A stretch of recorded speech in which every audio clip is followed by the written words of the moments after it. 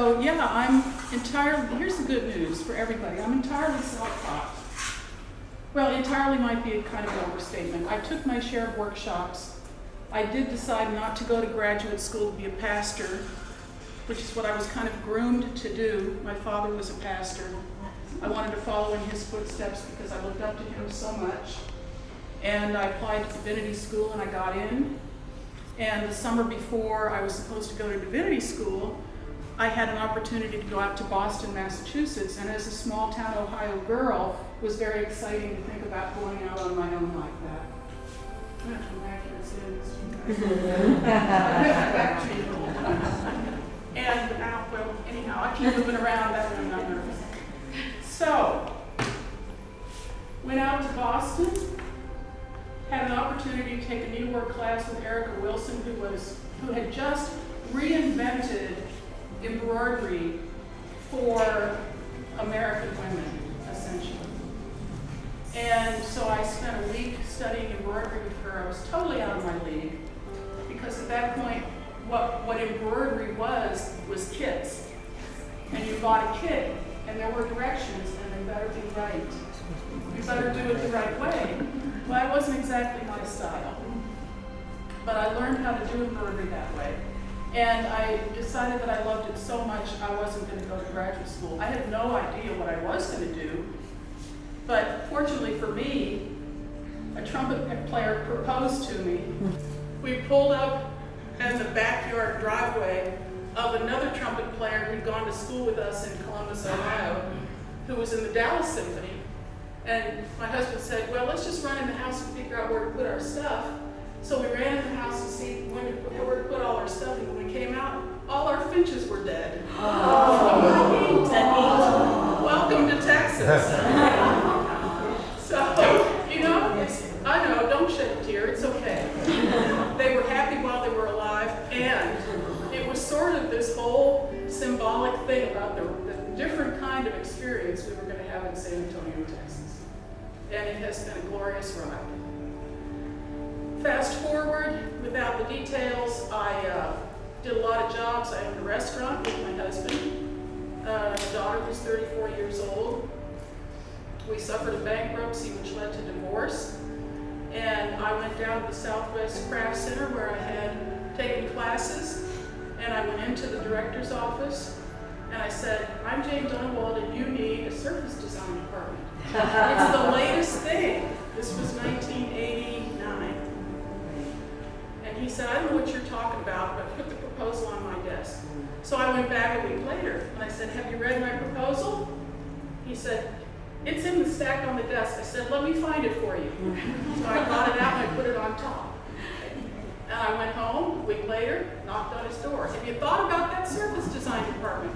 And meanwhile, I am scared to death because essentially I'm an introvert.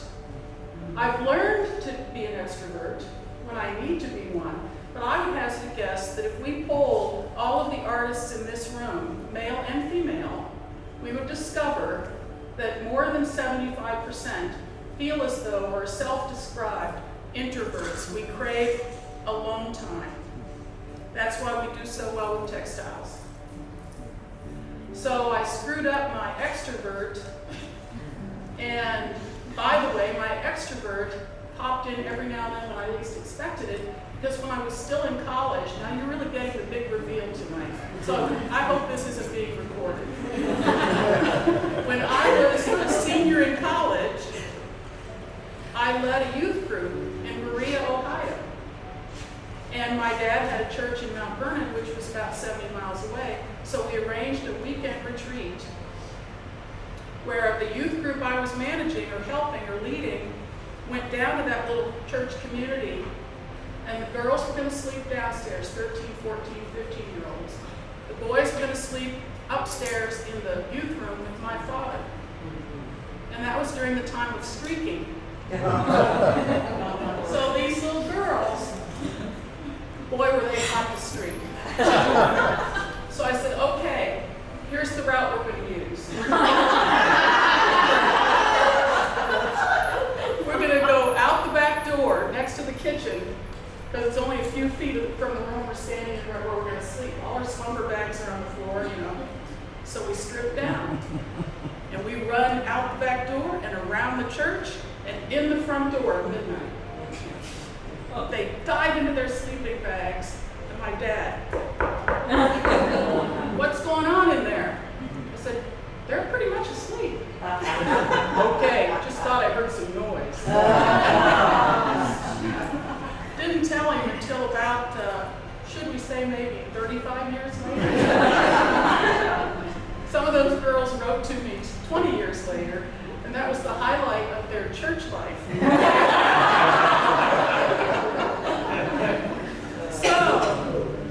So that's a little bit of what happened to me along the way to the Southeast Craft Center.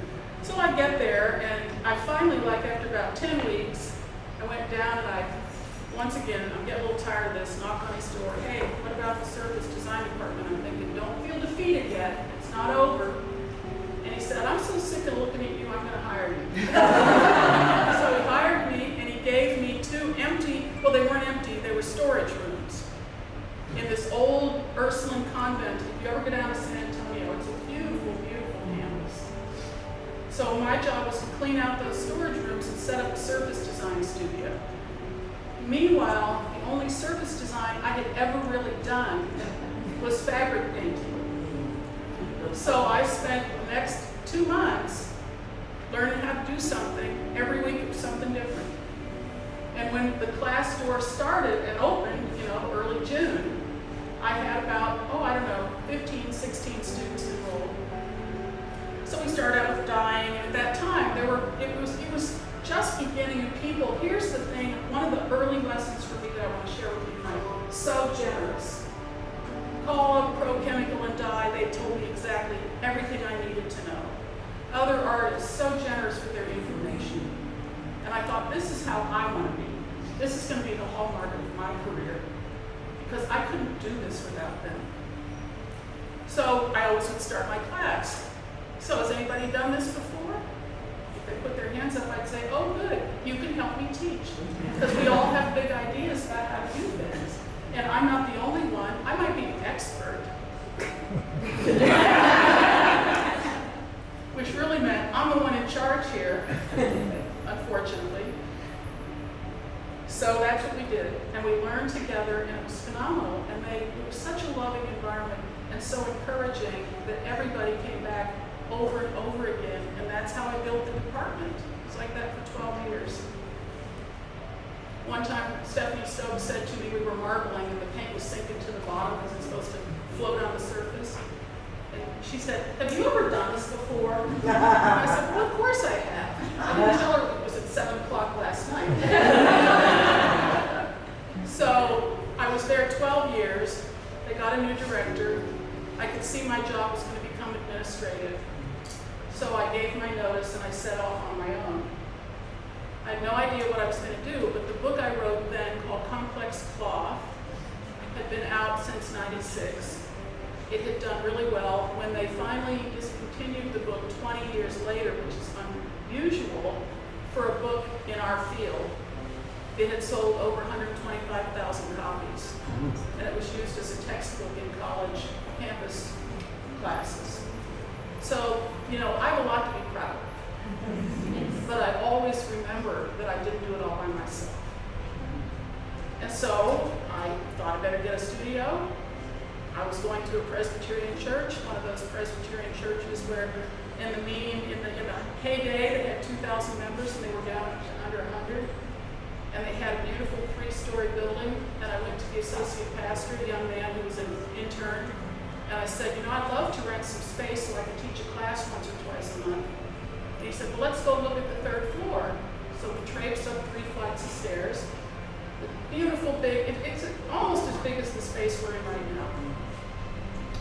And I said, wow, this would be fabulous. And he said, well, we can't fix it up for you. We can't put in air conditioners. And I thought, well, that's why I have that money in the bank from Complex Cloth. So I said, well, okay, just let me know how much it's going to be every month, and I'll see if I can swing it. So he called me 3 days later. He said, do you think $100 a month would be manageable? I said, yeah, I think I can manage that. I got to get my water. So we proceeded to buy air conditioners and put in tables, and it was very makeshift. It wasn't deluxe. It wasn't anything like what you see in most, college environments, but it was functional. And the students I had at the Craft Center followed me over there, and I had 10 really good years there. And during that time, I continued to write books, and I have continued to exhibit, and I just never forgot how important it was to have other people who were the wind under your wings.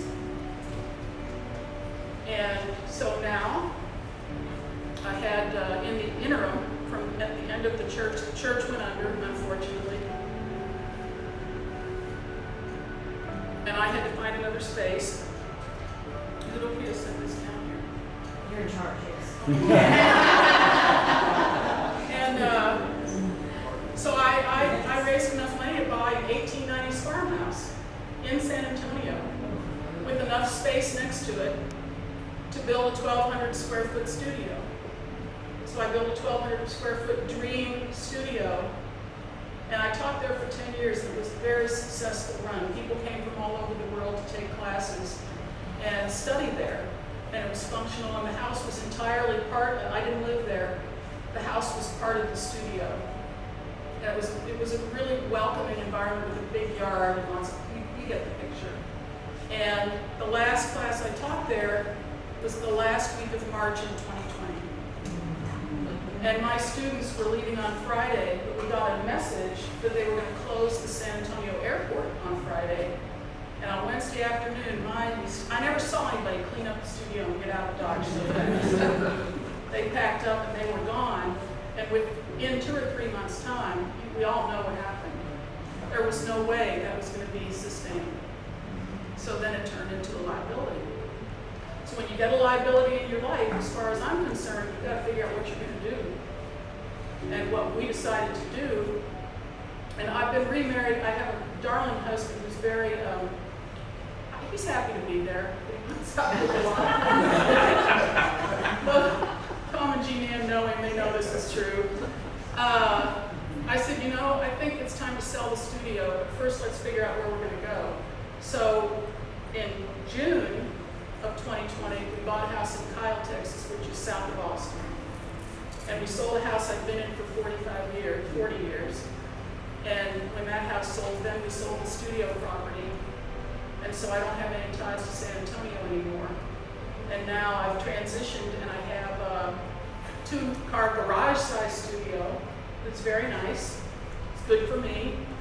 Made me realize that probably most of my in-person teaching days have drawn to a close, which is fine. I'm going to be 70 next year.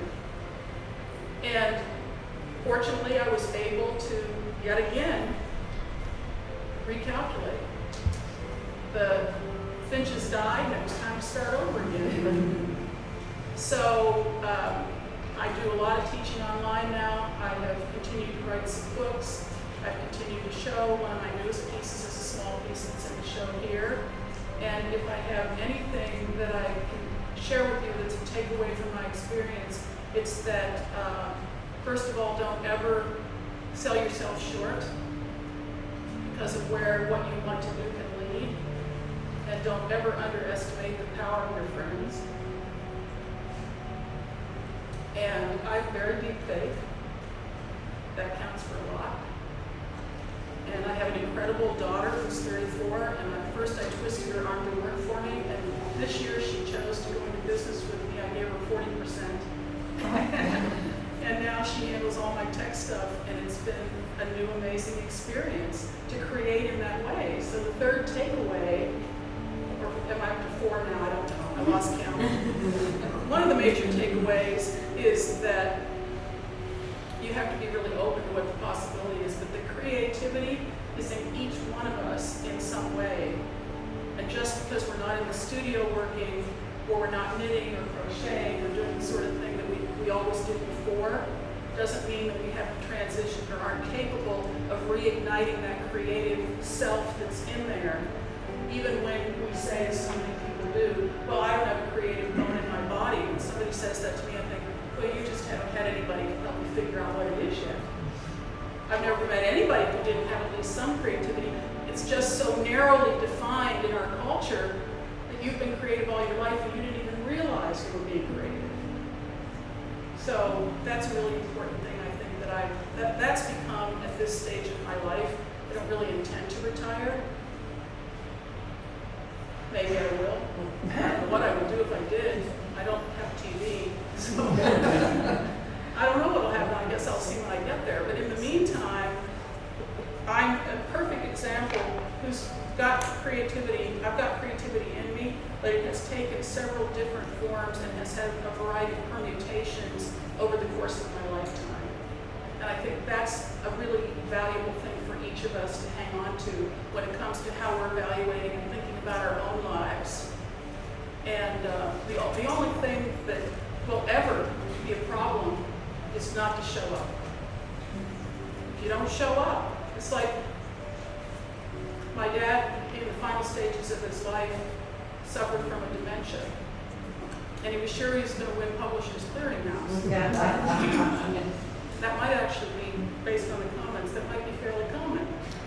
And I was sitting at the kitchen table with him, and I said, well, Daddy, did you buy some magazines? Because I think you have to buy some magazines, or at least send the stuff in. He goes, oh no, I'm a preacher, I'm sure I'm going to win. And I didn't have the heart to tell him I didn't think it worked that way. That's what he wanted to think at that point, fine with me. Preordained. Yeah. Oh, good one too. So, I don't know, if you want a couple more funny anecdotes, I know I can come up with them, but the belief in yourself is important. During the period when I was in San Antonio and working with a lot of musicians, we had Garrison Keillor. You may have been familiar with him. He came to San Antonio and he was going to be the opening weekend with the San Antonio Symphony. So I said, well, I'll invite him to come and we'll get all the symphony members. They're all going to be invited and I'll cook a big potluck and we'll have him over for dinner. Never thinking he would do it. And lo and behold, I got a note from his assistant. Garrison would love to join you. So I started cooking on Saturday morning, and the event was going to be after the symphony at 10 o'clock on Saturday night. So I cooked and cleaned all day long. Looked beautiful. I had a big butcher block table in the kitchen. It was loaded with food. They all arrived around 10 and rolling in. So nice, and he was so cordial, and he came in and he had a bottle of red wine for me. He said, could I open this for you? I said, I would love a glass of that wine. I'd already had a glass of wine. It might be a bad thing. So he opened it, he poured a glass of red wine, and he toasted me, and I had my red wine. I had a beautiful baby blue dress. Here it comes. My 7-year-old came barreling around the table and slammed into me, and the wine went all over me. So it's like, oh, I'll be right back. So I went and changed my clothes. I came out, and his music director, Philip Brunel, was standing there in the doorway to the kitchen talking to my husband. And he said, oh, John tells me that your parents are fans of Fairy Home Companion because they lived in Minnesota at the time. I said, well, they are. And I talked, maybe even noticed this. I said, yeah, and I went, whoo, and I knocked Philip Brunel's red wine right out down his front.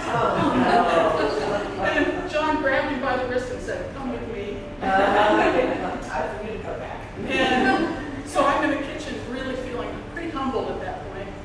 And Garrison came into the kitchen and he said, I understand you're an artist. Why don't you get a glass of wine and big balloon? And come out and sit with us, because I had a dining room table in the other part of the house. I said, oh, okay, I'd love to do that. So I went out and I sat down at the table, and he said, so tell me all, and all surrounded solid with musicians. So tell me about your artwork. And I said, oh, I don't do that much really. I make quilts, and I'm thinking, what should I say? And the harpist said, oh, last week the funniest thing happened to me with my harp. And she just jumped in with her story. So I got up toward the kitchen, went back in the back of the kitchen. I thought, okay, Jane, you're going to have to work on this. So that's kind of at the heart of what I teach now online. I don't know. Cheryl might think I teach. I'm not sure whether I teach. Janice might think I teach. I think I guide. But in any event, what I want to do is set an example and help each of us figure out strategies. So think about this tonight. When you go in there and look at your work, those of you who are included, congratulations. When someone says, are you an artist? Work on your strategies in advance so you can say very proudly, yes, I am an artist. And then you will have succeeded. So thanks for having me here tonight. Thank you.